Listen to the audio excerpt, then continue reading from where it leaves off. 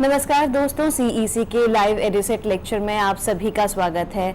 मित्रों, आज जिस विषय पर हम बात करने वाले हैं वो है प्रसादोत्तर हिंदी नाटक। इसके बारे में हम जानेंगे, समझेंगे और इसके लिए इस वक्त हमारे साथ हमारे स्टूडियो में मौजूद हैं डॉक्टर पीसी टंडन, जो दिल्ली विश्वविद्यालय में कार्यरत हैं। लगभग 30 साल से ज़्यादा से अधिक समय से ये अध्यापन के कार्य में जुड़े हुए हैं। बहुत सारे विद्यार्थी इनके ज्ञान से ओतप्रोत होकर अपना शोध कार्य करते हैं। ये बहुत बार मॉरिशस भी गए हैं अपने अध्यापन कार्य के चलते। साथ ही साथ इनके बारे में आपको बताना चाहूँगी कि ये अध्यक्ष हैं नव उन्नयन साहित्यिक सोसाइटी के और साथ ही साथ महासचिव हैं भारतीय अनुवाद परिषद के। तो मैं तहे दिल से स्वागत करना चाहूँगी डॉक्टर पीसी टंडन साहब का और चाहूँगी कि प्रसादोत्तर हिंदी नाटक इस विषय पर ये प्रकाश डालें और सभी जितने भी हमारे जो व्यूअर्स हैं, जो हमारे साथ जुड़े हुए हैं, उनको अपने ज्ञान से ओतप्रोत करें। जी नमस्कार, धन्यवाद गीतिका जी। हम लोग आधुनिक हिंदी साहित्य में हिंदी गद्य पर बातचीत करते हुए पहले जो बहुत महत्वपूर्ण विधा है नाटक, उस पर चर्चा कर रहे हैं।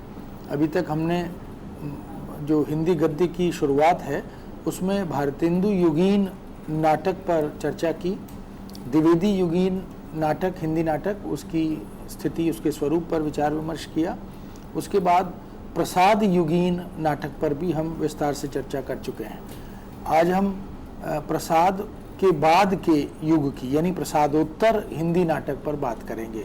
इस प्रसादोत्तर हिंदी नाटक की कालावधि काफ़ी लंबी अवधि है, इसलिए इसको हम 2-3 हिस्सों में बांटकर इस पर परिचर्चा करेंगे। जहाँ तक प्रसाद युगीन नाटक की बात थी, उसकी प्रवृत्तियों को हम देख चुके हैं कि वहाँ किस तरह से राष्ट्रीय चेतना के संदर्भ में, राष्ट्रीय अतीत के गौरवगान के संदर्भ में और ऐतिहासिकता के संदर्भ में तमाम पक्षों पर विचार करते हुए उस युग के नाटक और नाटककारों ने हमारे सामने विस्तृत परिदृश्य प्रस्तुत किए हैं। अब हम प्रसादोत्तर नाटक की जब बात करते हैं तो प्रसादोत्तर नाटक में निश्चित ही जो समकालीन सामाजिक सांस्कृतिक अपेक्षाएं हैं, परिस्थितियां हैं, वो बदलती हैं, इसलिए नाटककार की सोच भी बदलती है। इस युग के नाटक और नाटककार क्या समक्ष रख कर चलते हैं, अपने रचनात्मकता के माध्यम से, सृजन धर्मिता के माध्यम से वो हमारे सामने किन किन बिंदुओं को उजागर करना चाहते हैं, उस पर भी हम चर्चा करेंगे। और कौन सी नाट्य रचनाएं लिखी गईं, उन नाट्य रचनाओं का विषय वस्तु के आधार पर, कथा वस्तु के आधार पर हम किस तरह वर्गीकरण करते हैं, उस पर भी थोड़ी चर्चा करेंगे। और फिर इसी श्रृंखला में आगे हम प्रसादोत्तर नाटक की दूसरी तीसरी कड़ी को भी हम समाहित करते हुए इस नाटक विधा को संपूर्ण कर लेंगे, फिर दूसरी विधा पर हम आएंगे। तो जैसा कि मैंने कहा कि प्रसाद के बाद का युग जो है वह प्रसादोत्तर युग है और इसे छायावादोत्तर युग भी कहा जाता है, क्योंकि प्रसाद छायावादी काव्यधारा के या छायावादी साहित्य चेतना के प्रवर्तक कवि और साहित्यकार माने जाते हैं। और नाटक का विभाजन करते हुए समस्त नाटक के उद्भव और विकास को जब हम देखते हैं तो हम प्रसाद पूर्व हिंदी नाटक इस पर बात करते हैं, जिसमें हमने भारतेंदु, द्विवेदी आदि युगों पर बात की है, और प्रसाद युगीन जो नाटक है उस पर भी बात की है। लेकिन प्रसादोत्तर ये तीसरा वर्ग है। तो पहला प्रसाद पूर्व, फिर प्रसाद युग और फिर प्रसादोत्तर। प्रसादोत्तर को हम 2-3 हिस्सों में फिर बांट सकते हैं। कहीं कभी वो समस्या नाटक की बात आती है, कभी समकालीन नाटकों की बात आती है, तो उस पर भी चर्चा करेंगे। यही वह युग है यानी प्रसादोत्तर युग जब भारत पराधीनता से निकला और भारतीयों ने स्वाधीनता की सुखद और स्फूर्तिदायक सांस ली। यानी आज़ादी के बाद का एक जो आनंदमय अनुभव होता है उसका संकेत हमें समाज में और सामाजिकों में देखने को मिल रहा था, और नाटक में या अन्य गद्य विधाओं में भी इसकी पुष्टि हमें होती है। इसी युग में हिंदी गद्य की बहुत सारी विधाएं धीरे धीरे मुखर होने लगी थीं, यानी अपनी बहुमुखी प्रतिभाओं के साथ ये विधाएं हमारे सामने आने लगी थी, जिसकी चर्चा प्रारंभ में हमने की थी कि हिंदी कहानी, हिंदी नाटक, हिंदी उपन्यास, हिंदी एकांकी, हिंदी रेखाचित्र, इसी तरह डायरी लेखन, यात्रा वृत्तांत लेखन आदि आदि, संस्मरण है या साक्षात्कार है, ये सारी विधाएं धीरे धीरे बढ़ने लगी थीं। तो ये छायावाद युग के बाद इन विधाओं में, जिनको हम हिंदी गद्य की अन्य विधाओं के रूप में भी जानते हैं, जो कहने को गौण विधाएं प्रतीत होती हैं कुछ, लेकिन उनका भी विकास इस युग में होने लगा था। इस युग में रिपोर्टाज, इंटरव्यू या साक्षात्कार आदि बहुत सारी नई विधाएं उभरने लगी थीं। स्वतंत्रता से पूर्व हिंदी साहित्यकार राष्ट्रीय चेतना पर अत्यधिक बल दे रहे थे, जबकि स्वतंत्रता के बाद यानी प्रसादोत्तर युग में विशेष रूप से, क्योंकि आज़ादी के बाद का ही ये दौर है, हिंदी साहित्यकार नव निर्माण पर बल दे रहे थे। राष्ट्रीय चेतना का जो स्वर था वो अब राष्ट्र निर्माण का स्वर बनता जा रहा था। इस युग में कथ्य की कलात्मक अभिव्यक्ति के नए आयाम भी उजागर हो रहे थे। अभिव्यक्ति के लिए उस युग के साहित्यकार, चाहे वो कवि हों, चाहे वो गद्यकार हों, नाटक, उपन्यास, कहानी लेखक हों, उन्होंने नए प्रतीक, नए उपमान और नए बिंब आदि का प्रयोग करते हुए साहित्य को कुछ नया तेवर प्रदान किया, कुछ नया मुहावरा प्रदान किया।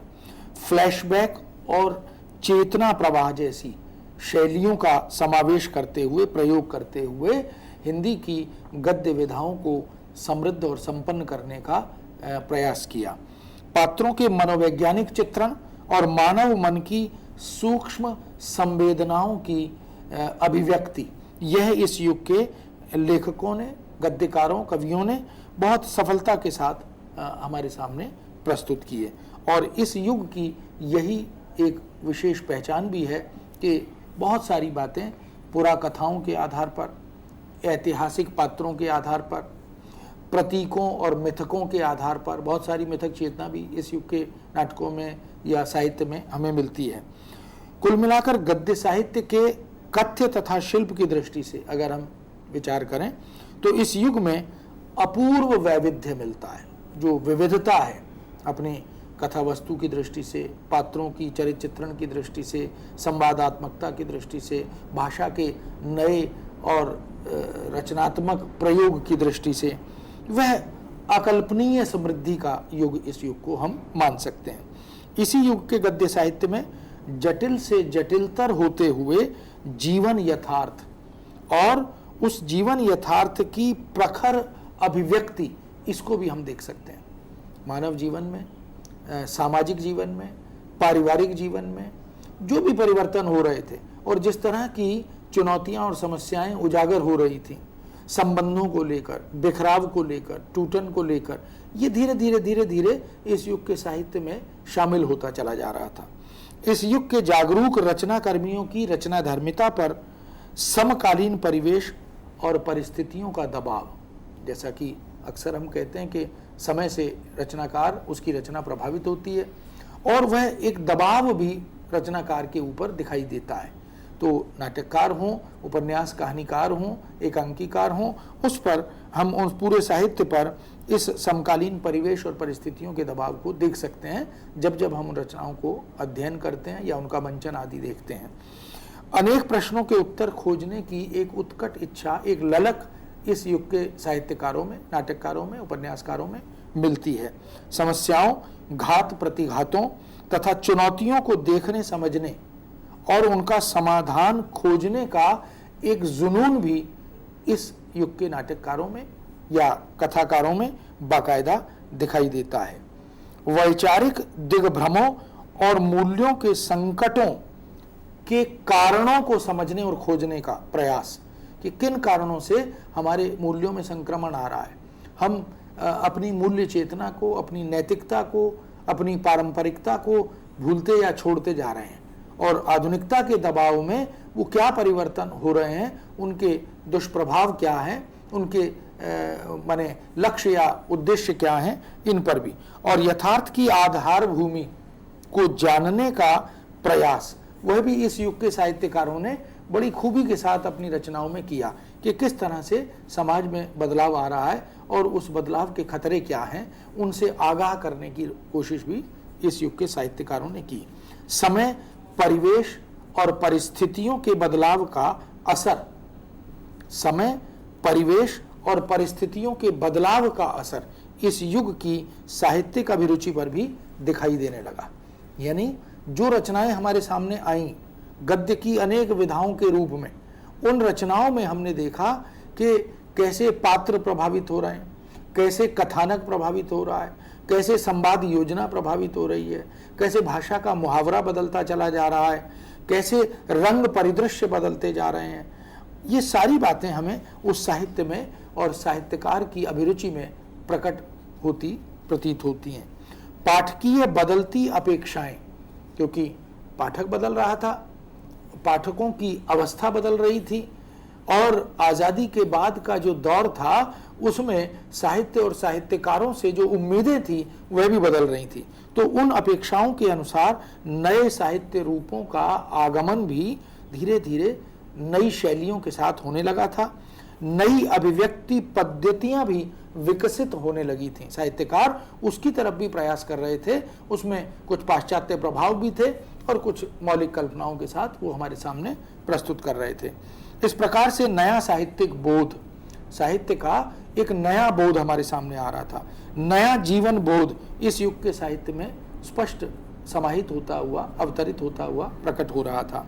जीवन और समाज के बदलते स्वरूप और आयामों का असर नए विचार मूल्यों के साथ साहित्य में अभिव्यक्ति पाने लगा था। यह भी एक बड़ी बात है कि जो बदलता स्वरूप है यानी सामाजिक जीवन का, समाज और संस्कृति का, वह सब भी अपने अलग अलग आयामों के साथ साहित्य में समाहित हो रहा था, किसी न किसी रूप में उसका हिस्सा बन रहा था। निबंध हो, कहानी हो, उपन्यास, आलोचना या नाटक आदि अन्य हिंदी गद्य विधाएं हों, सभी में यह परिवर्तन दिखाई दे रहा था।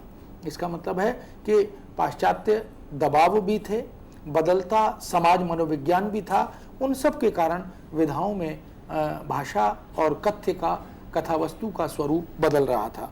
नई उद्भावनाओं और प्रेरणाओं से हिंदी गद्य नई प्रवृत्तियों के साथ हमारे सामने प्रकट हो रहा था। समीक्षा भी नई होने लगी थी और पारंपरिक तथा शास्त्रीय समीक्षा के दायरों को तोड़ने लगी थी। जो हमारी शास्त्रीय समीक्षा पद्धति थी, उस दायरे से निकलकर समीक्षा उसको तोड़कर उन बंधनों को से उन्मुक्त होकर बाहर निकलने का प्रयास कर रही थी। गद्य साहित्य का भीतरी कलेवर तो बदल ही रहा था, साथ साथ उसकी संरचनात्मक रूप गति भी बदलती प्रतीत हो रही थी। संरचना और शिल्प की नवीन चिंताएं स्पष्ट उभर कर सामने आने लगी थी। साहित्यकार, समालोचक, नाटककार, उपन्यास या कहानीकार चिंतित था इस बात से कि उस पारंपरिक कलेवर को कैसे बदला जाए, कैसे तोड़ा जाए। तो उन्होंने इसमें कुछ प्रयोग किए नए नए, और उन प्रयोगों के आधार पर संरचना और शिल्प की नवीन दिशाएं उजागर होने लगी। नई समस्याएं, नई चुनौतियां, नई परिकल्पनाएं यह साहित्यकारों के रचना धर्मिता के साथ जुड़ने लगी, और जो भी रचनाएं हमारे सामने इन विधाओं में आने लगी उनमें इसके दर्शन स्पष्ट रूप से होने लगे। जन सामान्य की भाव दशाएं, अपेक्षाएं, आकांक्षाएं या उनकी प्रेरणाएं, ये सब मिलकर अनेक प्रश्नाकुल समस्याओं के साथ इस युग के साहित्य में प्रकट होती हैं। तो ये प्रसादोत्तर हिंदी नाटक की वह पृष्ठभूमि है जो हिंदी गद्य के बदलते तेवर, बदलते स्वरूप, बदलती कथा वस्तु, बदलती भाषा शैली, बदलते प्रतीक, मिथक, बिंब आदि ये जो शिल्प के उपकरण हैं, इन सब का जो स्वरूप बदल रहा था वह प्रसादोत्तर हिंदी नाटक में भी प्रकट होने लगा था। प्रसादोत्तर हिंदी नाटक की, जैसे मैंने पहले कहा, यात्रा काफ़ी लंबी है, लगभग 70-80 साल का ये समय है। अगर हम 2014 तक इसकी बात करें तो लगभग 1940 से के बाद का समय, 60, 70, 75 वर्ष का, उसमें हम हिंदी नाटक को अब देखेंगे क्रमशः कि उसका स्वरूप क्या रहा। प्रसादोत्तर हिंदी नाटक भी जीवन के यथार्थ से जुड़ा। जैसा कि प्रसाद युगीन हिंदी नाटक में हमने देखा कि वहाँ जीवन का यथार्थ उस रूप में अभिव्यक्त नहीं था जिस रूप में प्रसाद के बाद के नाटक साहित्य में, नाट्य साहित्य में या नाटककारों में प्रकट होता है। रंगमंच से जुड़कर नई दिशाएं प्रसादोत्तर युग में उन्मुख होने लगी थी। यानी रंगमंचीयता इस युग के नाटकों की एक विशेषता बन गई थी। हालांकि नाटक का और रंगमंच का संबंध चोली दामन का संबंध है। भारतेंदु युग में भी नाटक मंचीयता से बहुत जुड़े रहे, बहुत उनका मंचन हुआ, अभिनय हुआ, देखे सराहे गए। द्विवेदी युग में आकर वह मंचीयता चलती रही, लेकिन तुलना में कुछ कम हो गई। प्रसाद युग के नाटक, उनके लिए मंच की परिकल्पना नई होनी चाहिए, इस पर लंबा विचार चलता रहा। हालांकि मंचन हुआ बहुत सारे नाटकों का समय समय पर और सराहा भी गया, लेकिन प्रसाद के नाटकों को लेकर रंगमंचीयता की दृष्टि से प्रश्न चिन्ह बार बार लगता भी रहा। किंतु इस युग में यानी प्रसादोत्तर युग में आकर प्रसाद जी के नाटक सांस्कृतिक चेतना, काव्यात्मक परिवेश और नाटकीय संघर्ष की सूझबूझ के साथ हमारे समक्ष पहले ही आ चुके थे। लेकिन इसके बाद यानी इन तमाम प्रवृत्तियों के बाद जब हम देखते हैं तो समसामयिक जीवन को आदर्श के रूप में या आदर्श के साथ जोड़कर, इसमें आदर्श भी है और यथार्थ भी है, रोमांटिक दृष्टिकोण के साथ साथ इतिहास के स्वर्णिम और उज्जवल अतीत को प्रकट करने का प्रयास यह भी हुआ। महान नाटककार जयशंकर प्रसाद अपनी रचनाओं में तो कर ही रहे थे, लेकिन बाद के कुछ रचनाकारों में प्रसाद का यह प्रभाव स्पष्ट दिखाई देने लगा। हालांकि उन्होंने कुछ जब नवीन नाटकों को नई कथा वस्तु के साथ पिरोया, उन्हीं नाटककारों ने जो राष्ट्रीय चेतना को भी लेकर चल रहे थे, जो अतीत के गौरवगान को भी लेकर चल रहे थे, जो पौराणिक आदर्श चरित्रों को लेकर चल रहे थे, उनके साथ साथ उन्होंने कुछ समस्या, कुछ समकालीन चुनौतियां, उनको भी नाटकों की वस्तु बनाने का सफलतम प्रयास किया। प्रसादोत्तर युग में सबसे पहले अगर हम दृष्टि डालें तो बहुत चर्चित और प्रसिद्ध नाम आता है उपेंद्र नाथ अश्क का। अश्क जी ऐसे नाटककार हैं जिन्होंने सबसे पहले हिंदी नाटक को रोमांस के दायरे से निकाला और आधुनिक भावबोध से जोड़ने का रचनात्मक प्रयास भी किया। उनके नाटकों में जय पराजय, जो सन 1937 में लिखा गया था, प्रसाद की रचना धर्मिता से प्रभावित नाटक है। 1937 का नाटक है, लेकिन प्रसाद जी का प्रभाव, उनकी रचना धर्मिता का प्रभाव इस नाटक पर, जय पराजय पर दिखाई देता है। किंतु इस नाटक के बाद 1940 में उन्होंने एक नाटक लिखा, छठा बेटा। ये जो छठा बेटा है, ये समकालीन समस्याओं और चुनौतियों को प्रकट करने वाला नाटक है। उस प्रभाव से यानी प्रसाद युगीन नाट्य चेतना के प्रभाव से मुक्त होने का प्रयास अश्क जी ने इस नाटक में सफलतापूर्वक किया है। छठा बेटा में पिता और पुत्र के परिवर्तित संबंधों को व्यंग्यात्मक ढंग से चित्रित करने की कोशिश की गई है। कैसे आधुनिक समाज में जैसे जैसे अर्थ की प्रधानता बढ़ती जा रही है, कैसे पिता और पुत्र या पुत्रों के संबंधों में एक दूरी बढ़ रही है, एक औपचारिकता बढ़ रही है, एक स्वार्थ लिप्सा स्पष्ट दिखाई दे रही है। तो 6 बेटे हैं और एक भी बेटा अपने पिता को अपने पास या अपने साथ रखने को प्रस्तुत नहीं है। ये उस युग की वह समस्या है जो आज कहीं ज्यादा मुखर होकर हमारे सामने आ रही है। अवकाश प्राप्त अर्थात सेवानिवृत्त पिता को 6 बेटों में से कोई भी बेटा अपने साथ रखने को तैयार नहीं है। ये एक सामाजिक बड़ी समस्या है जो भारतीय समाज के उस बिखराव की ओर संकेत करती है, जिसकी ओर धीरे धीरे हम उस समय बढ़ना प्रारंभ कर रहे थे। पिता पुत्र संबंधों को दिखाने वाले पुराने पारंपरिक भारतीय मूल्य, पिता और पुत्र का जो संबंध है वो सांस्कृतिक संबंधों का द्योतक भी है। हमारे यहाँ पुत्र की पहचान पिता के नाम से की जाती रही है, तो पुत्र की पिता के प्रति, परिवार के प्रति जो जिम्मेदारियां होती हैं, जो दायित्व होता है, उसकी चर्चा हम मूल्यों से जोड़कर करते रहे हैं। लेकिन 40 के आसपास ये समस्या बाकायदा समाज में दिखने लगी थी और इसलिए उपेंद्र नाथ अश्क ने इस नाटक के माध्यम से इस समस्या को उजागर किया और यह बताया कि पारंपरिक भारतीय मूल्य अब समाज से विलुप्त होने लगे हैं। यही नाटक का मूल संदेश भी है कि हमें उन मूल्यों की रक्षा करनी है, हमें पारिवारिक और सामाजिक संबंधों की रक्षा करनी है। कैसे ये अंतराल, ये दूरियां किन कारणों से हमारे संबंधों में बढ़ती जा रही हैं, इसकी चिंता करनी है ताकि इससे हमें मुक्त होने का अवसर मिल सके। आज संबंधों की बुनियाद अर्थ यानी पैसे पर टिक गई है और यह हिंदी का वह प्रशंसनीय स्वप्न नाटक माना जाता है जो नए शिल्प विधान की दृष्टि से हमारे सामने आया और इसकी बहुत प्रशंसा भी हुई। इसलिए यह छठा बेटा नाटक एक तरह से कथावस्तु और शिल्प में परिवर्तन का आगाज करने वाला नाटक माना जाता है। उपेंद्र तश्क के दो अन्य नाटक भी बहुत चर्चित रहे। एक तो कैद जो 1945 में लिखा गया और दूसरा उड़ान जो 1946 में लिखा गया। ये दोनों नाटक अपनी कथावस्तु के माध्यम से, अपने कथ्य और शिल्प के माध्यम से हमारे सामने जो संदेश देते हैं वो बहुत ही महत्वपूर्ण है, विचारणीय है।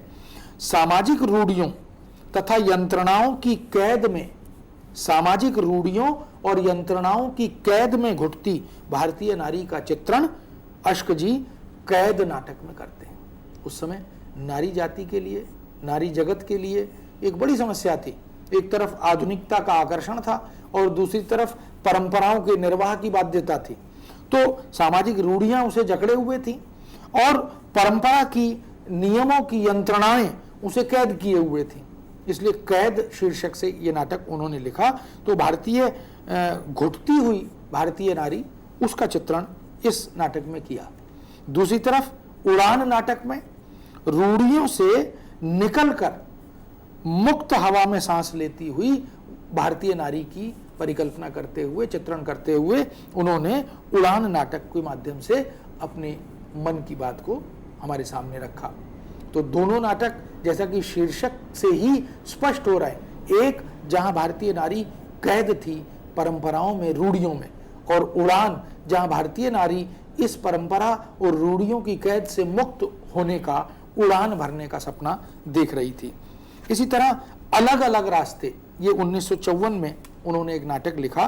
दो नारियों का इसमें चित्रण किया गया है। दो नारियां, ये भी नाटक कुल मिलाकर उसी संदेश को हमारे सामने रखता है। एक जो समझौतावादी नारी है, जो हर स्थिति को स्वीकार कर लेती है, वह भारतीयता की बात करते हुए, भारतीय स्त्री का आवरण ओढ़ते हुए, जो भी है, जिसको हम भाग्यवादी भी कह सकते हैं, तो जो भी है वह उससे समझौता करती चलती है।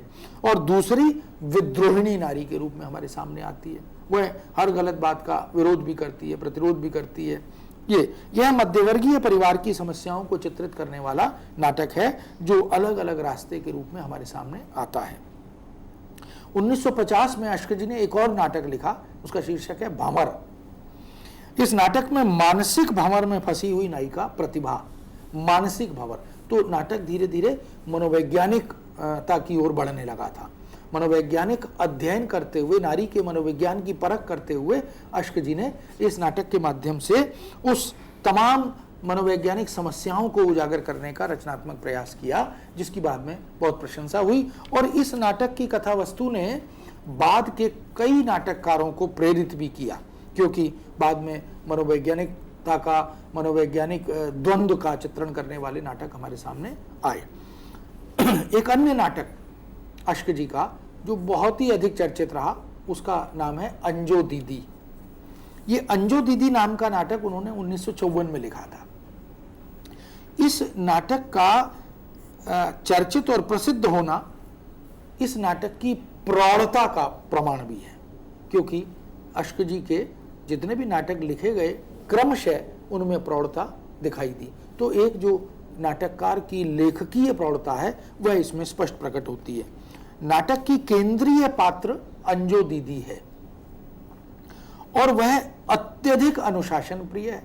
उसे हर एक्ट में, यानी हर अभिनय में, हर कार्य में, घर गृहस्थी की तमाम स्थितियों में, व्यवस्था में एक विलक्षण अनुशासन चाहिए। इस अत्यधिक अनुशासन प्रिय अंजो दीदी पर केंद्रित यह नाटक उनकी अनुशासन प्रियता को यांत्रिक बना देता है।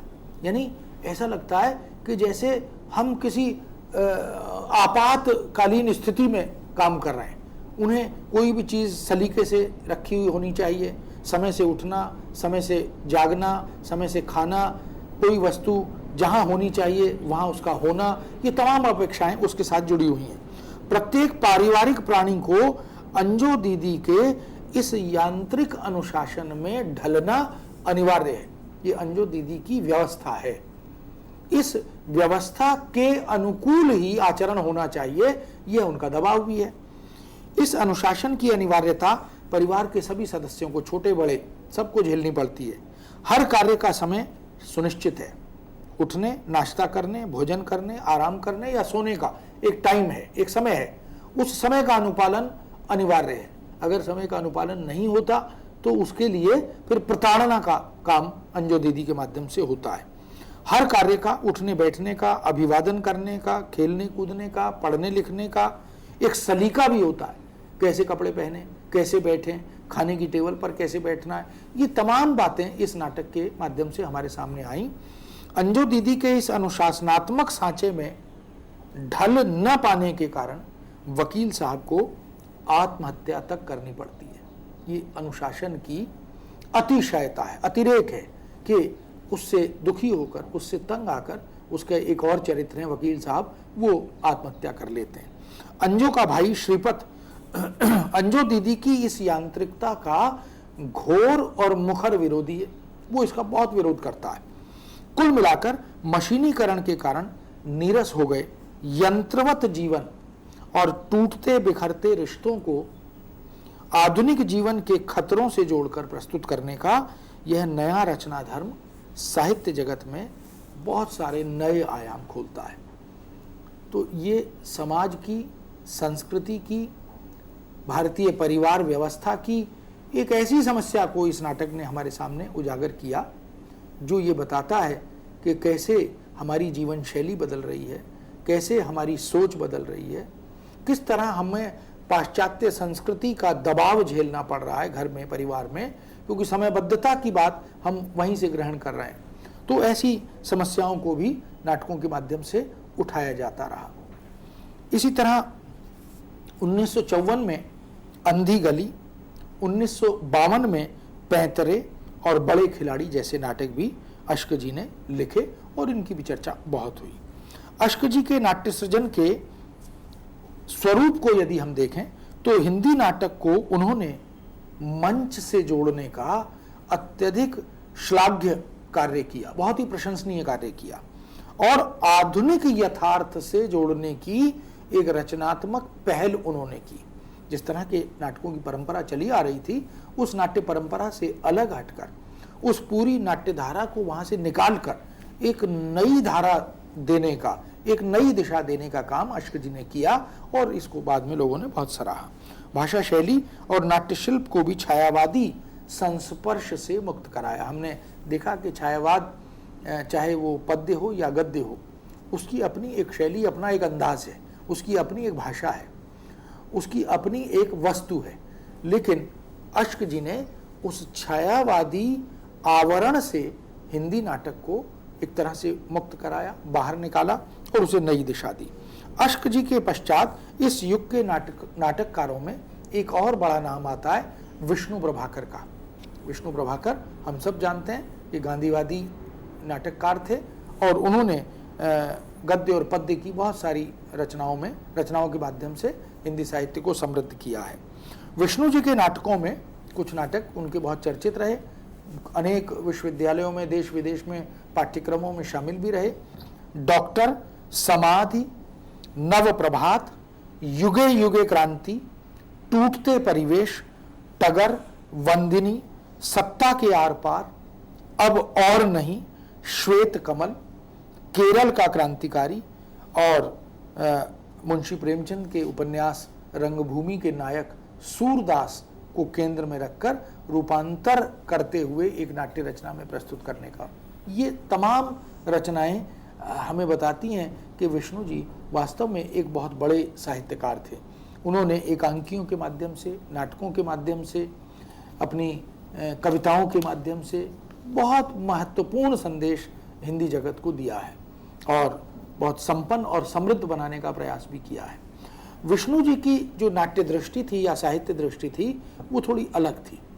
उन्होंने चंद्रहार, होरी और सुनंदा शीर्षक से 3 उपन्यासों का नाट्य रूपांतर भी तैयार किया।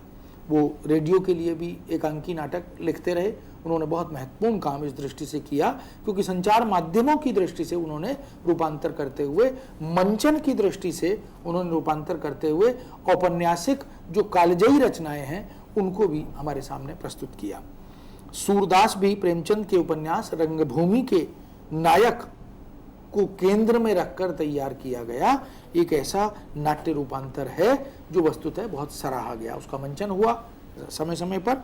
विष्णु प्रभाकर ने अनेक मनोवैज्ञानिक, सामाजिक सफल नाटक लिखे। मनोवैज्ञानिक नाटक भी लिखे और सामाजिक समस्याओं को उजागर करने वाले, सामाजिक समकालीन चुनौतियों को उजागर करने वाले और मानव स्वभाव और एक पारिवारिक व्यवस्था से जुड़ी हुई समस्याओं को उजागर करने वाले अनेक नाटक लिखे। उनके नाटकों में भावना और नैतिक कर्तव्यों का संघर्ष बखूबी चित्रित होता है। वो बार बार ये मुद्दा, ये विषय उठाना चाहते हैं कि क्या महत्वपूर्ण है जीवन में, भावना का पक्ष महत्वपूर्ण है या कर्तव्य का। यानी हम जैसे कहते हैं कि अधिकार की बात सब करते हैं लेकिन कर्तव्य की बात कोई नहीं करता।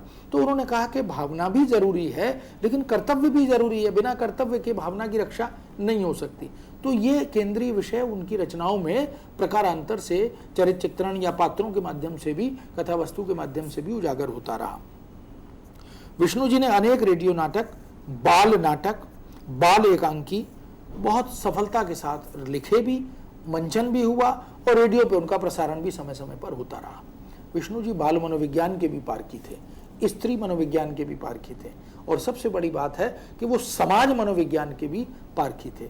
उन्होंने अपने सुदीर्घ जीवन में, लंबे जीवन में साहित्य की, हिंदी भाषा की जो सेवा की है वह अविस्मरणीय है। विष्णु जी के बाद जगदीश चंद्र माथुर एक बड़ा नाम नाटक के संसार में, नाटक की दुनिया में हमारे सामने आता है। जीवन की जटिल अनुभूतियों को माथुर जी ने मंचीय सार्थकता प्रदान करने की कोशिश की और वह इस दृष्टि से अग्रणी भी रहे। इस माने कथा वस्तु को ध्यान में रखकर अगर हम देखें तो जगदीश चंद्र माथुर ने इसमें क्रांतिकारी काम किया है।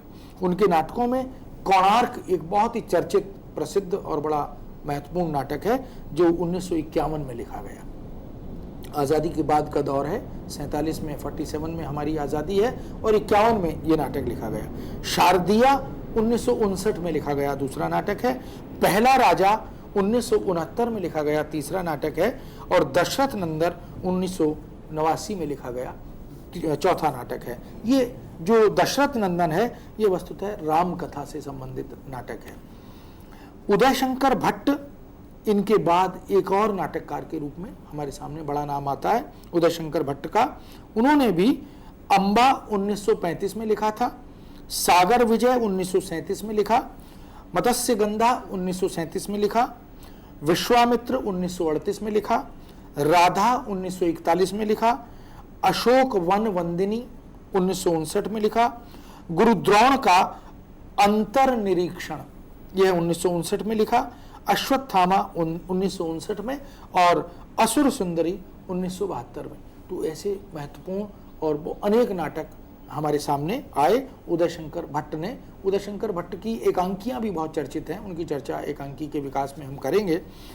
ऐसे बहुत सारे नाटक हैं जो भट्ट जी समय समय पर लिखते रहे, बहुत सारी समस्याओं को हमारे सामने उजागर करते रहे। मूलतः भट्ट जी को हम पौराणिक नाटककार के रूप में ही देखते हैं। उन्होंने पुरा कथाओं को, ऐतिहासिक कथाओं को, विशेष रूप से पुरा चरित्रों को हमारे सामने वर्तमान संदर्भों के साथ जोड़कर, वर्तमान चुनौतियों के साथ जोड़कर प्रस्तुत करने का प्रयास किया। भट्ट जी के जो नाटक थे वो सौदेश्य नाटक थे। उनके सामने पहले से ये सुनिश्चित रहता था वो इस नाटक के माध्यम से क्या संदेश देना चाहते हैं, वो किस समस्या की ओर हमारा ध्यान आकृष्ट या पाठक जगत का, नाटक के प्रशंसकों का ध्यान आकृष्ट करना चाहते हैं। प्रसादोत्तर नाटककारों में पौराणिक कथा वस्तु के आधार पर नाट्य रचना करने वाले बहुत सारे नाटककार हैं। पौराणिक कथा वस्तु यह एक वर्ग है जो प्रसादोत्तर नाटकों में हमें एक लंबी श्रृंखला के रूप में देखने को मिलता है। इनमें सेठ गोविंद दास बहुत बड़ा नाम है। सेठ गोविंद दास का कर्ण नाम से एक नाटक 1946 में आया। कर्ण हम जानते हैं कि महाभारत का पात्र है, और कर्ण के माध्यम से उन्होंने जिन समस्याओं को उजागर किया, जिन समकालीन चुनौतियों को हमारे सामने रखा, वह 1946 में लिखा गया नाटक है सेठ गोविंद दास का। चतुरसेन शास्त्री एक बड़े साहित्यकार, एक बड़े कथाकार बंगला के, उनकी बहुत सारी रचनाओं का हिंदी में अनुवाद भी हुआ और बहुत सराहे गए। मेघनाद नाम से 1936 में उन्होंने एक नाटक आचार्य चतुरसेन शास्त्री ने लिखा। बेचन शर्मा उग्र का नाटक गंगा का बेटा, गंगा का बेटा नाम से लिखे गए। फिर से महाभारत के एक महत्वपूर्ण चरित्र को इसके माध्यम से उजागर करने का प्रयास सन 1940 में किया गया। तो कर्ण महाभारत के पात्र, गंगा का बेटा महाभारत का पात्र, मेघनाद रामकथा का पात्र। डॉक्टर लक्ष्मण स्वरूप का एक नाटक नल दमयंती हमारे सामने आया। नल दमयंती की कथा हम जानते हैं, बहुत महत्वपूर्ण है। 1941 में ये लिखा गया। श्रीमती तारा मिश्र का नाटक देवयानी 1944 में लिखा गया, और गोविंद वल्लभ पंत का नाटक ययाति 1951 में लिखा गया। लक्ष्मी नारायण मिश्र के नाटक नारद की वीणा 1946, चक्रव्यूह 1954 और अश्वमेध 1954, ये नाटक भी हैं जो लक्ष्मी नारायण मिश्र के हमें देखने को मिलते हैं। तो हम देख सकते हैं कि पौराणिक कथाओं को, पौराणिक पात्रों या चरित्रों को आधार बनाकर नाटक लिखने वाली एक लंबी परंपरा इस युग में, यानी प्रसादोत्तर युग में हमें मिलती है। एक वर्ग है ये पूरा जो पौराणिक कथाओं को या पात्रों को ही केंद्र में रखकर नाटक लिखता है। लेकिन इसका यह अर्थ नहीं कि ये पूरा कथाएं ही हैं मात्र।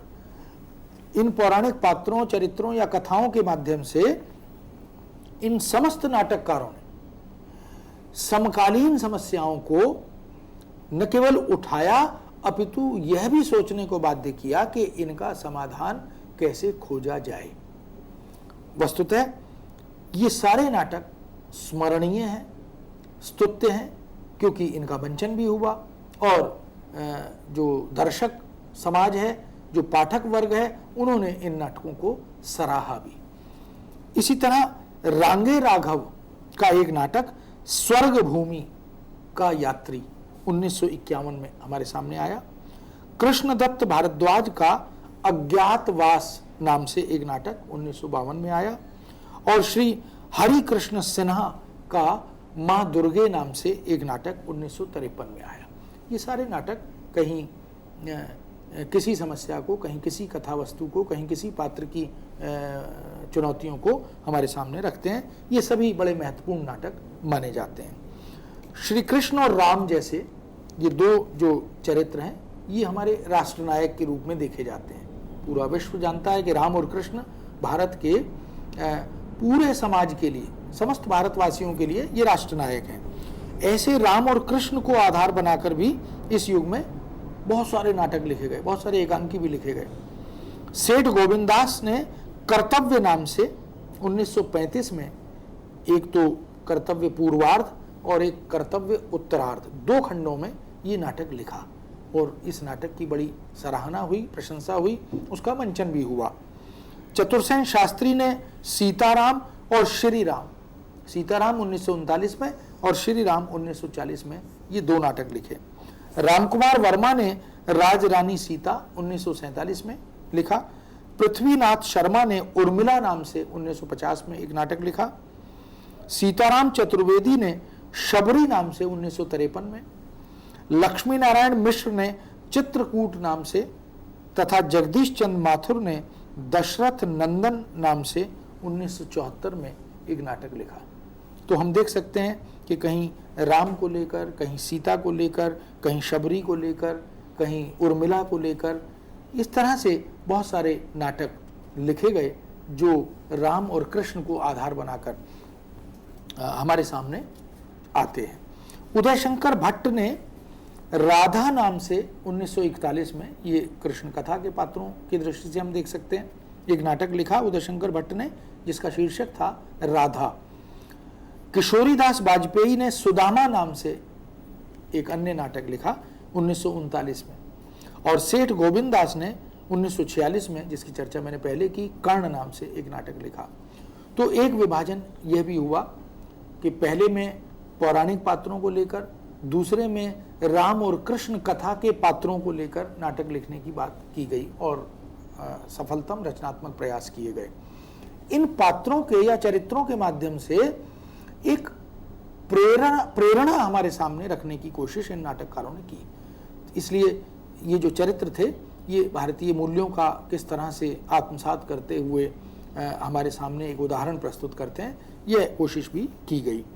इसी श्रृंखला में और भी बहुत सारे नाटक उल्लेखनीय हैं जिनकी चर्चा यहाँ संभव नहीं। पौराणिक नाटकों के रचयिता के रूप में उदय शंकर भट्ट ने अपनी एक विशेष पहचान बना ली। उनके नाटकों को पढ़ते हुए जो पौराणिक पात्रों और घटनाओं का बोध होता है वो वास्तव में उदय शंकर भट्ट की पहचान को हमारे सामने उजागर करता है।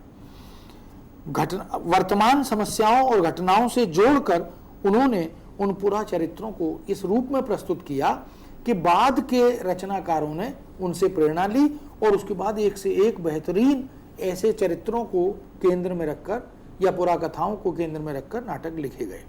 गीति नाट्य भी लिखे गए और पारंपरिक नाटक भी लिखे गए, रेडियो नाटक भी लिखे गए। रांगे राघव ने भी वर्तमान जीवन की विडंबनाओं को पौराणिक कथाओं से जोड़ा, चरित्रों और घटनाओं से जोड़ा और उन्हें पठनीय बना दिया, दर्शनीय बना दिया। जहां जहां उनका मंचन हुआ उनकी सराहना हुई। लक्ष्मीनारायण मिश्र ने आधुनिक बौद्धिक तर्कशीलता, लक्ष्मीनारायण मिश्र के नाटकों में आते ही थोड़ा नाटक का आस्वाद बदलता है, वहां तर्क प्रधानता आ जाती है, वहां बौद्धिकता की प्रधानता आ जाती है, वहां भावना गौण होती प्रतीत होती है। तो उन्होंने आधुनिकता की बौद्धिक तर्कशीलता को समझते हुए उसके अनुकूल पौराणिक कथाओं को बदला, पौराणिक पात्रों को बदला और उन कथा तत्वों को इतना प्रभावी बनाया कि उन नाटकों के प्रशंसकों की संख्या लगातार बढ़ने लगी और उनकी स्वीकृति समाज में होने लगी। मिश्र जी ने पौराणिक चरित्रों के पारंपरिक स्वरूप को और उनकी छवि को वर्तमान समाज की अपेक्षाओं के अनुकूल बदल डाला। कहीं कहीं थोड़ा इस बात को लेकर आपत्ति भी हुई, कुछ विरोध भी हुआ कि जिन्हें हम बहुत आदर्श चरित्रों के रूप में देखते हैं, अगर उस घटनाक्रम में, उस चारित्रिक व्यवस्था में कहीं कोई कमी प्रतीत हुई, कोई दोष दिखाई दिया, तो उसको भी उन्होंने इस नाट्य कथा से जोड़कर प्रस्तुत करने का प्रयास किया। वस्तुतः पुरा कथाओं को नई अर्थ गरिमा प्रदान करने का गौरव अगर किसी नाटककार को जाता है तो वह इन्हीं को जाता है। यानी पुराणम कस्मात् पुरा नवम भवति, ये एक संस्कृत की उक्ति है जिसका सीधा सीधा अर्थ है पौराणिक वही है जिसमें पुराना भी नया हो जाए। इस सूत्र वाक्य को केंद्र में रखकर ये जो पौराणिक साहित्य को आधार बनाकर नाटक लिख रहे थे, उन्होंने नाट्य रचनाएं की और उस पुरा में से नवीनता, उस पौराणिकता में से आधुनिकता खोजकर हमारे सामने प्रस्तुत की, जिसकी निश्चित रूप से सराहना हुई। इस युग के ऐतिहासिक नाटककार भी हमारे सामने आते हैं। ऐतिहासिक नाटककारों में, हालांकि ऐतिहासिक नाटकों की परंपरा प्रसाद युग में बहुत प्रबल थी, लेकिन बहुत सारे नाटककार जो इस युग में सृजन कर रहे थे उन्होंने भी ऐतिहासिक नाटक लिखे। उदय शंकर भट्ट ने ही विक्रमादित्य नाम से सन 1933 में एक नाटक लिखा था। दाहर या सिंध पतन 1934 में लिखा, मुक्तिपथ 1944 में लिखा और शक विजय 1949 में लिखा। ये चारों नाटक बताते हैं कि उदय शंकर भट्ट की अभिरुचि ऐतिहासिकता की ओर भी थी। उन्होंने इतिहास का गहन अध्ययन किया था, ऐतिहासिक पात्रों का अध्ययन किया था और उस तमाम ऐतिहासिक घटनाक्रमों को समझकर, जानकर फिर अपनी नाट्य रचनाओं में, पात्रों में, चरित्रों में उतारकर उनको बहुत ही रोचक बनाकर, बहुत ही अभिनंदनीय बनाकर प्रस्तुत किया। इसी तरह द्वारिका प्रसाद मौर्य, इन्होंने सन 1934 में हैदर अली नाम से एक नाटक लिखा और उस नाटक का मंचन भी हुआ। भगवती प्रसाद पांथरी नाम के एक रचनाकार हैं, उन्होंने काल्पी 1934 में एक नाटक लिखा। श्यामाकांत पाठक, इन्होंने बुंदेल केसरी नाम से 1934 में एक नाटक लिखा। धनीराम, इन्होंने वीरांगना पन्ना 1934 में एक नाटक लिखा। दाए पन्ना की कहानी हम जानते हैं। और चंद्रगुप्त विद्यालंकार, ये भी एक बड़ा नाम है नाटकों की दुनिया में। इन्होंने भी बहुत ही चर्चित सराहनीय नाटक लिखे और इन नाटकों के पाठकों की संख्या भी लगातार बढ़ती गई। अशोक नाम से तथा रेवा नाम से, अशोक 1935 में लिखा और रेवा 1942 में लिखा। तो ये जो चंद्रगुप्त विद्यालंकार हैं, इन्होंने भी अपनी नाट्य दृष्टि, नाट्य चेतना के माध्यम से कुछ नवीन संदर्भों को उजागर किया, कुछ नवीन चुनौतियों को उजागर किया। लेकिन इन सब को जो बल मिल रहा है, जो शक्ति मिल रही है, जो ऊर्जा मिल रही है, वो पौराणिक कथाओं या पात्रों के माध्यम से मिल रही है। तो कितनी अच्छी बात है कि कैसे पुरा कथाओं की रचनात्मक उपादेयता सिद्ध की जा सकती है, वह इन नाटकों में हमें स्पष्ट प्रकट होती है, दिखाई देती है। गोविंद वल्लभ पंत ने राज मुकुट नाम से एक नाटक 1935 में लिखा। अंतःपुर का छिद्र नाम से 1940 में एक नाटक लिखा। तुलसीदास 1974 में और आत्मदीप 1978 में। तो गोविंद वल्लभ पंत के नाटकों की चर्चा, एकांकियों की चर्चा भी हम करते रहे हैं। वो भी एक बड़े साहित्यकार के रूप में हमारे सामने आते हैं। वह राजनेता के रूप में या लेखक के रूप में, समाज सुधारक के रूप में हमारे सामने आते हैं। उपेंद्रनाथ अश्क ने जो जय पराजय, जिसकी चर्चा हमने पहले की, वो 1937 में लिखा था। हरिकृष्ण प्रेमी ने रक्षा, हरिकृष्ण प्रेमी जो हिंदू मुस्लिम एकता को लेकर और सांप्रदायिक सद्भाव को लेकर बहुत सुदीर्घ लेखन यात्रा उनकी रही है, जिसकी चर्चा हमने द्विवेदी युग में विस्तार से की भी है। उनके नाटकों में रक्षाबंधन 1934 का, प्रतिशोध 1937 में लिखा हुआ नाटक है, स्वप्नभंग 1940 का नाटक है, आहुति 1940 का, उद्धार 1949 में लिखा गया, प्रकाश स्तंभ 1954 में लिखा गया, कीर्ति स्तंभ 1955 में लिखा गया और शतरंज के खिलाड़ी, यह भी 1955 में लिखा गया। हरिकृष्ण प्रेमी ने अपने एकांकी और नाट्य साहित्य के सृजन से एक नई चिंतन धारा समाज को, पाठक जगत को दी। क्योंकि विभाजन के बाद भारत पाकिस्तान जब बन गया तो जो हिंदू मुस्लिम सौहार्द था वह थोड़ा कुछ खटाई में, कुछ खतरे में दिखाई दे रहा था। उस सौहार्द को पुनर्जीवित करने के लिए और एक सुनिश्चित संदेश और उद्देश्य का अनुपालन करने के लिए उन्होंने अपने नाटकों की कथा वस्तु की बुनावट की और वस्तुतः उनके नाटक बहुत सराहे भी गए। उनका मंचन भी हुआ खूब, जो जहाँ जहाँ भी उनका अभिनय हुआ, मंचन हुआ, रंगमंच पर प्रदर्शन हुआ, वहाँ उनको बहुत बड़ी संख्या में दर्शक समाज मिला। और जहाँ कहीं पाठ्यक्रमों में ये नाटक निर्धारित हुए, वहाँ पर विद्यार्थियों ने भी इनकी सराहना की। विदा हरिकृष्ण प्रेमी का 1958 में लिखा गया एक नाटक है।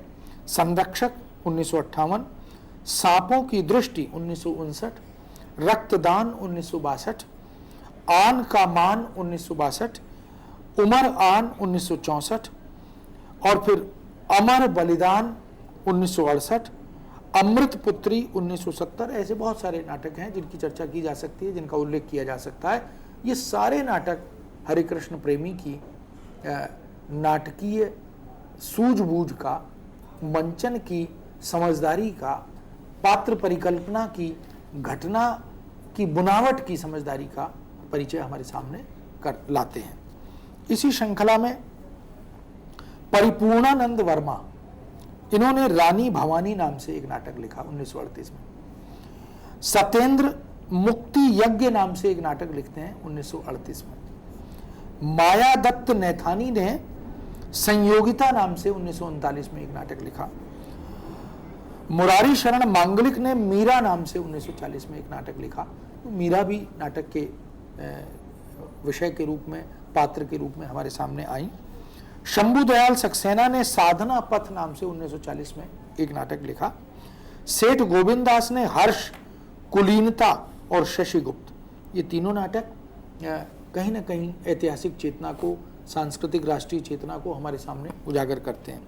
लक्ष्मी नारायण मिश्र ने अशोक, गरुड़ध्वज, अशोक 1926 में, गरुड़ध्वज 1945 में, वत्सराज 1950 में और दशाश्वमेध 1950 में, वितस्ता की लहरें भी एक नाटक बहुत चर्चित हुआ, बहुत उसका मंचन भी हुआ 1953 में, धरती का हृदय, काल विजय, गंगा द्वार, ऐसे बहुत सारे नाटक हैं जो 1974 तक लगातार हमारे सामने एक के बाद एक लिखित रूप में और मंचित रूप में आते रहे। ये इतिहास इस बात का साक्षी है कि नाटककारों ने तमाम अपने युग की, अपने समय की, अपने युग के सामाजिकों की समस्याओं को बारीकी से एक विश्लेषक के रूप में देखा, समझा, उनका विश्लेषण किया।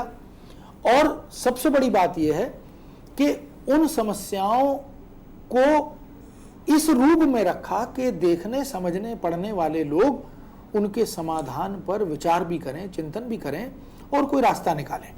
वस्तुतः साहित्यकार का यह धर्म भी है कि वह केवल समस्याओं को उजागर करके छोड़ता चला जाए और समाधान के लिए बाध्य ही ना करे या कोई मार्ग ही प्रशस्त ना करे, तो साहित्य का उद्देश्य अधूरा रह जाता है। तो इन समस्त नाटककारों ने इस दृष्टि से महत्वपूर्ण काम किया है। वृंदावन लाल वर्मा ऐतिहासिक रचनाकार के रूप में, हिंदी में ऐतिहासिक उपन्यासकार, कथाकार के रूप में अपनी एक विशेष पहचान और जगह रखते हैं। उन्होंने भी कुछ नाटक ऐसे लिखे जिनमें इतिहास को बड़ी खूबी से समाविष्ट कर लिया, समाहित कर लिया। जैसे झांसी की रानी 1948 में लिखा गया, एक बहुत ही चर्चित नाटक है। पूर्व की ओर 1950 में एक नाटक लिखा, बीरबल 1950 में, कश्मीर का कांटा 1948 में। ये आज़ादी के बाद की एक बड़ी समस्या है, तो कश्मीर का कांटा के रूप में उन्होंने इस शीर्षक से एक नाटक लिखा और वो समस्या हम देखते हैं कि आज भी उतनी प्रासंगिक, उतनी ज्वलंत है। फूलों की बोली 1947 में। ये तमाम वो नाटक हैं जो वृंदावन लाल वर्मा जैसा ऐतिहासिक रचनाकार ऐतिहासिक नाटकों के रूप में हमारे सामने प्रस्तुत कर रहा है। जगदीश चंद्र माथुर ने कोणार्क 1951 में भी इसी दृष्टि से लिखा था। कोणार्क की जो कथा है वो इतिहास की ओर हमें ले जाती है। देवराज दिनेश ने मानव प्रताप नाम से 1952 में एक नाटक लिखा और डॉक्टर रामकुमार वर्मा ने कौमुदी महोत्सव नाम से 1954 में एक ऐतिहासिक नाटक लिखा। तो पौराणिक नाटक, सांस्कृतिक सामाजिक नाटक या इसी प्रकार ऐतिहासिक नाटक, फिर राम और कृष्ण को केंद्र में रखकर या इन कथाओं को केंद्र में रखकर, इन कथाओं के पात्रों को केंद्र में रखकर लिखने की नाट्य परंपरा, ये सारे हमें प्रसादोत्तर नाट्य जगत में, नाट्य संसार में इन सब के दर्शन होते हैं। ये वैविध्य है और ये वैविध्य अपनी संपन्नता और समृद्धि के साथ हमारे सामने आता है। ये संपन्नता तमाम दृष्टियों से, यानी आंतरिक कलेवर और बाह्य कलेवर, दोनों दृष्टियों से हमारे सामने आता है। इस तरह हम देखते हैं कि प्रसादोत्तर ऐतिहासिक नाटककारों में हरिकृष्ण प्रेमी, उदय शंकर भट्ट, लक्ष्मी नारायण मिश्र, वृंदावन लाल वर्मा, डॉक्टर रामकुमार वर्मा और जगदीश चंद्र माथुर आदि ने जो योगदान किया है वह अविस्मरणीय है। ये प्रसाद युग की उस परिपाटी और परंपरा को इन नाटककारों ने बाद में भी आगे बढ़ाया। इधर आकर अब वर्तमान जो नाट्य लेखन हो रहा है उसमें ऐतिहासिक परिपाटी का अनुपालन अब धीरे धीरे कम हो गया है। उस तरह की सोच, उस तरह की चेतना भी थोड़ी बदल गई है। अब समस्या नाटकों की ओर उन्मुख हो रहा है और समस्या नाटकों के माध्यम से जो वर्तमान और प्रासंगिक समस्याएं हैं, चुनौतियां हैं, उनको विषय बनाया जा रहा है। हरिकृष्ण प्रेमी ने युग विशेष की ऐतिहासिक सामग्री की रक्षा करते हुए, उस समय उस समाज की जो ऐतिहासिक सामग्री थी उसकी रक्षा करते हुए भारतीय इतिहास को युगानुकूल प्रस्तुत करने का एक महत्वपूर्ण राष्ट्रीय धर्म का निर्वाह करने वाला कार्य उन्होंने किया। प्रेमी जी ने प्रसाद जी की तरह ही राष्ट्रीय एकता का समर्थन और प्रतिपादन भी किया। प्रसाद जी भी यही कर रहे थे और हरिकृष्ण प्रेमी ने भी कुल मिलाकर सांप्रदायिक सद्भाव और राष्ट्रीय एकता का मूल मंत्र अपने नाटकों के माध्यम से रखा। लक्ष्मीनारायण मिश्र ने वितस्ता की लहरें नाटक में सिकंदर को कुटिल विजेता के रूप में चित्रित किया। ये एक साहस का काम था। सिकंदर को एक जीते हुए राजा के रूप में चित्रित किया जाता है, लेकिन उन्होंने कुटिल विजेता के रूप में चित्रित किया और उसकी महानता पर प्रश्न चिन्ह लगाया कि हम उसे महान माने कि न माने, क्या केवल जो जीत जाए वही सिकंदर होता है? लेकिन जीत का माध्यम क्या है, जीत के तरीके क्या है, उसकी कुटिलताओं को उजागर किया, उस पर भी एक नाटक लिखा। भारतीय संस्कृति के उद्धार का स्वर लक्ष्मी नारायण मिश्र के नाटकों में सर्वत्र प्रतिबिंबित होता है। वे भारतीय संस्कृति की श्रेष्ठता को बार बार प्रतिपादित करते चलते हैं। बेशक उन्होंने समकालीन समस्याओं को उठाया, लेकिन वह सांस्कृतिक मूल्यों के साथ कोई समझौता नहीं करते। वो बार बार घुमाकर जहाँ कहीं भी अंततः पहुँचते हैं तो एक बार लगता है कि वो भारतीय संस्कृति के प्रबल पक्षधर हैं, समर्थक हैं, और उनकी पुनर्स्थापना, पुनर्व्याख्या, पुनर्प्रतिष्ठा करने का रचनात्मक प्रयास वो अपनी नाट्य रचनाओं के माध्यम से करते हैं। वृंदावन लाल वर्मा के नाटक या नाट्य साहित्य में भी हम इतिहास के तथ्यों को, उनकी प्रधानता को देख सकते हैं। डॉक्टर रामकुमार वर्मा ने भी अपने एकांकी और नाट्य साहित्य में इतिहास का आधार ग्रहण किया और राष्ट्रीय जीवन को, राष्ट्रीय निवासियों या नागरिकों के स्वास्थ्य को समृद्ध बनाने का प्रयास किया। डॉक्टर वर्मा ने अपने नाटकों में 600 ईस्वी पूर्व 600 से लेकर 1800 तक की पूरी ऐतिहासिक कथा वस्तु को शामिल किया। पुनर्जीवित करने का यह श्लाघ्य प्रयास उनके दर्शकों की सराहना में देखा जा सकता है। उनका उद्देश्य इतिहास के उज्जवल पक्ष को उभारना और नई भारतीय पीढ़ी को प्रेरित करना रहा। वे जाति भेद, वर्ग भेद को मिटाकर एक नए समाज की परिकल्पना भी करते हैं, एक नया युग देखना चाहते हैं। इसलिए उन्होंने महावीर, वर्धमान, भगवान बुद्ध, अशोक जैसे उदात्त चरित्रों को अपनी नाट्य रचनाओं का नायकत्व प्रदान किया। महाराणा प्रताप, छत्रपति शिवाजी, चाणक्य, चंद्रगुप्त, नाना फडणवीस ऐसे अनेक ऐतिहासिक पात्र हैं जो इस प्रकार की रचनाओं में बहुत पूरी मनोवैज्ञानिकता के साथ, समाज मनोविज्ञान के साथ हमारे सामने आते हैं। ये एक परिदृश्य जो प्रसादोत्तर हिंदी नाटक का पहला परिदृश्य है जिसकी चर्चा हमने की। इसके बाद से इसी धारा में अब समस्या नाटक का युग प्रारंभ होता है। इस समस्या नाटक में कौन से नाटककार आते हैं, कौन सी नाट्य रचनाएं आती हैं, किन समस्याओं को उठाने का प्रयास किया जाता है, इसकी चर्चा हम अपने अगले कार्यक्रम में करेंगे। और मैं समझता हूँ कि जो बातें अभी आपके सामने आई हैं उनको ध्यान में रखकर आप समझ सकते हैं कि नाटक की ये लगातार उद्भव और विकास की यात्रा कैसे कैसे समय के साथ बदलती रही है। बिल्कुल डॉक्टर साहब, आपने बिल्कुल सही कहा। हम और भी विषयों पर यानी कि तमाम उन बातों पर बात करेंगे जिन्हें हमारे जितने भी स्टूडेंट्स हैं, जितने भी व्यूअर्स हैं जानना चाहते हैं। और हम आपको बताना चाहेंगे कि कल भी डॉक्टर साहब हमारे साथ होंगे और वो विभिन्न पहलुओं को और उजागर करेंगे। तो आज के इस सेशन को यहीं पर हम ख़त्म करते हैं और मैं धन्यवाद करती हूँ डॉक्टर साहब आपका हमारे साथ जुड़ने के लिए और तमाम उन लिसनर्स, उन तमाम व्यूअर्स के साथ जुड़ने के लिए जो हमें निरंतर देखते हैं। आपका बहुत बहुत धन्यवाद।